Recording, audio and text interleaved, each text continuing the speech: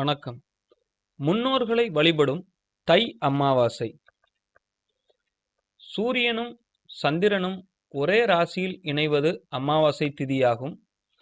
அமாவாசை தோறும் முன்னோர்களுக்கு தர்ப்பணம் கொடுப்பவர்களின் குடும்பம் அமைதி பெற்று மென்மேலும் சிறந்து விளங்கும் என்று சாஸ்திரம் கூறுகிறது.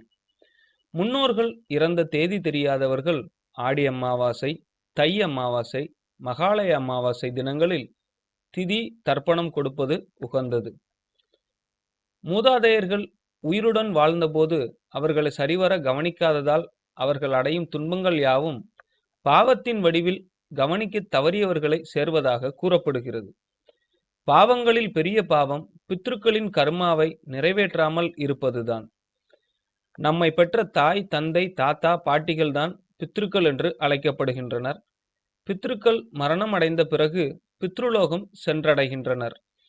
அவர்களின் ஆன்மா சாந்தி அடைய அவர்களுக்கு மறக்காமல் தர்ப்பண காரியங்களை நிறைவேற்ற வேண்டும். இதனால் அவர்கள் மகிழ்ச்சியுடன் சந்ததியினரை ஆசீர்வாதம் செய்வார்கள்.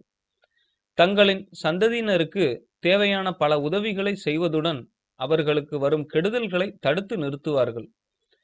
ஒருவன் தனது தாய் தந்தைக்கு சிரார்த்தம் செய்யாமல் எனக்கு செய்யும் பூஜைகளை நான் ஏற்றுக்கொள்வதில்லை என்று விஷ்ணு பகவான் கூறுவதிலிருந்தே இதன் முக்கியத்துவத்தை நாம் அறியலாம். பித்ருலோகம் என்பது சூரியனுக்கு அப்பால் பல லட்சம் மைல் தொலைவில் இருப்பதாக கருட புராணம் கூறுகிறது. பித்ருக்கள் அங்கிருந்து தங்கள் குடும்பத்தினர் நலமாகவும் வளமாகவும் வாழ அருளாசி வழங்கி வருகின்றனர்.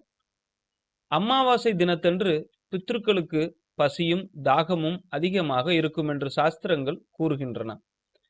அவற்றை போக்க கருப்பு எள் கலந்த தண்ணீரை தர்ப்பணம் செய்ய வேண்டும். இதனால் மூதாதையர்களின் பசியும் தாகமும் விலகி சந்ததியினரை வாழ்த்துவார்கள். அமாவாசையன்று தங்களுக்கு வழங்கப்படும் எள் தண்ணீரை பெற்றுக்கொள்வதற்காக ஒவ்வொரு வீட்டு வாசலிலும் பித்ருக்கள் காத்து நின்று கொண்டிருப்பார்களாம். பித்ருக்களுக்கு தர்ப்பணம் கொடுத்த, அதாவது இறந்த நமது மூதாதையர்களுக்கு தர்ப்பணம் கொடுக்க தை அமாவாசை சிறந்த நாளாகும். அன்று கடல், ஆறு, புண்ணிய நதிகள் போன்ற நீர்நிலைகளுக்கு சென்று இறந்த தாய் தந்தையர்களை நினைத்து திதி கொடுக்கலாம். தமிழ்நாட்டில் ராமேஸ்வரம், வேதாரண்யம், திருவையாறு போன்ற திருத்தலங்களும், வட மாநிலங்களில் காசி, திரிவேணி சங்கமம் ஆகிய இடங்களிலும் திதி கொடுப்பது சிறப்பானதாக கருதப்படுகிறது. அன்று சூரிய வழிபாடு செய்வது அவசியம். இறந்தவர்களின் நாள் தேதி தெரியாதவர்கள் வருடத்தின் 12 அமாவாசை அன்று திதி கொடுக்க முடியாதவர்களும் தை, ஆடி, மகாலய அமாவாசை தினங்களில் திதி கொடுத்தால் ஆண்டுதோறும் திதி கொடுத்த பலனை அடையலாம். மறந்தவருக்கு மகாலய அமாவாசை என்றும் கூறுவதுண்டு.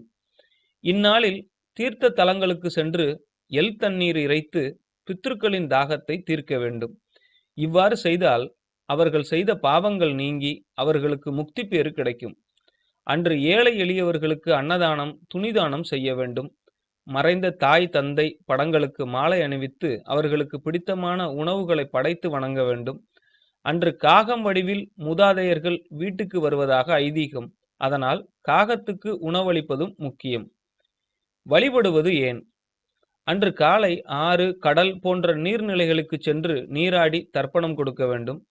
ராகு காலம், யமகண்டம் ஆகியவை தர்ப்பணத்துக்கு பொருந்தாது. மதிய வேளை தர்ப்பணம் செய்ய மிகவும் உகந்தது. தர்ப்பணம் கொடுக்கும் போது தங்களின் கோத்திரம், குலதெய்வம், 3 தலைமுறையின் பெயர்கள் அறிந்து கொள்வது அவசியம். தர்ப்பணம் செய்த பின்னர் வீட்டிற்கு திரும்பி வந்து மறைந்த முன்னோர்களின் படத்தை சுத்தம் செய்து வடகிழக்கு திசையில் வைத்து சந்தனம், குங்குமம் இட்டு துளசி மாலை சாத்த வேண்டும். முன்னோர்கள் பயன்படுத்திய பொருட்களை வைத்து குத்துவிளக்கு ஏற்ற வேண்டும்.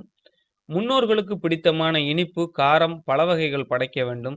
தலைவாழை இலை படையல் போட்டு வணங்க வேண்டும். கோதுமை, தவிடு, அகத்திக்கீரை போன்றவற்றை பசுவிற்கு தானமாக வழங்க வேண்டும். பித்ருக்களுக்கு தர்ப்பணம் செய்து முடிக்கும் வரை வீட்டில் தெய்வ சம்பந்தமான பூஜைகளை ஒத்தி வைத்துவிட்டு பித்ருக்களுக்கு தர்ப்பணம் செய்து முடித்த பின்னர் தினசரி செய்ய வேண்டிய பூஜைகளை செய்யலாம். செய்யக்கூடாதவை: அமாவாசை தினங்களில் மாமிசம் சாப்பிடக்கூடாது. வெங்காயம், பூண்டு ஆகியவற்றை தவிர்ப்பது நல்லது. தர்ப்பணம் செய்யும் போது கருப்பு எள்ளை மற்றவர்களிடமிருந்து கடனாக வாங்கக்கூடாது. நீரில் இருந்து கொண்டு கரையில் தர்ப்பணம் செய்யக்கூடாது. அதேபோல் கரையில் இருந்து கொண்டு நீரிலும் தர்ப்பணம் செய்யக்கூடாது. தர்ப்பணத்தை எப்போதும் கிழக்கு முகமாக பார்த்தபடிதான் கொடுக்க வேண்டும். அமாவாசையின் மகிமை. பிரதமை முதல் அமாவாசை வரை மொத்தம் 15 திதிகள் இருக்கின்றன. இதில் அமாவாசை திதி முக்கியமானது. அன்று சூரியன் சந்திரன் ஒன்றாக இணையும் நாள். மற்ற திதிகளில் ஏதாவது ஒரு கிரகம் திதி தோஷமடையும். ஆனால் அமாவாசையன்று எந்த கிரகமும் தோஷமடையாது. இதனால் அமாவாசையன்று சில செயல்களை தொடங்கினால் அது வெற்றி பெறும். ராகு, கேது மற்றும் பிற கிரகங்களால் ஏற்படும் பிரச்சனைக்கு தீர்வு காண அமாவாசையன்று பரிகாரம் செய்தால் சிறப்பான பலனை தரும். மேலும் மூதாதையர்களின் ஆசியும் கிடைக்கும். காகத்துக்கு சாதம் படைப்பது ஏன்? அமாவாசை வழிபாட்டில் காகத்திற்கு முக்கியத்துவம் அளிக்கப்படுகிறது. அன்று காகத்துக்கு சாதம் வைத்து அது சாப்பிட்ட பின்னரே உணவருந்தும் பழக்கம் நடைமுறையில் உள்ளது. சனீஸ்வர பகவானின் வாகனமான காகம் யமலோகத்தின் வாசலில் இருப்பதாகவும் அது யமனின் தூதுவன் எனவும் கூறப்படுகிறது. காகத்துக்கு சாதம் வைத்தால் யமலோகத்தில் வாழும் நமது முன்னோர்கள் அமைதி அடைந்து நமக்கு ஆசி வழங்குவார்கள் என்று சாஸ்திரம் கூறுகிறது. காகம் சாதத்தை எடுக்காவிட்டால் முன்னோர்களுக்கு ஏதோ மனக்குறை இருப்பதாக கருதுவது மக்களின் நம்பிக்கையாக உள்ளது. துயர் போக்கும் துளசி. பித்ருக்களுக்கு கண்கண்ட தெய்வமாக விளங்குபவர் மகாவிஷ்ணு. அவரை துளசி மாலை சாத்தி வழிபடுவது விசேஷம். அமாவாசை அன்று பித்ருக்கள் வழிபாட்டின் போது வீட்டில் முன்னோர்களின் படத்திற்கு துளசி மாலையோ துளசி இலையோ சமர்ப்பிக்க வேண்டும். இது மகாவிஷ்ணுவையும் மகிழ்விக்கும். இதனால் பித்ருக்களுக்கு விஷ்ணுவின் ஆசியும் கிடைக்கும். அவர்கள் மகிழ்ச்சியில் தனது சந்ததியினரை வாழ்த்துவார்கள். அதன் மூலம் நமது துயர் நீங்கி வாழ்வில் சுபிட்சம் ஏற்படும். மேலும் தகவல் அறிய சேனலை சப்ஸ்கிரைப் பண்ணுங்க. நன்றி.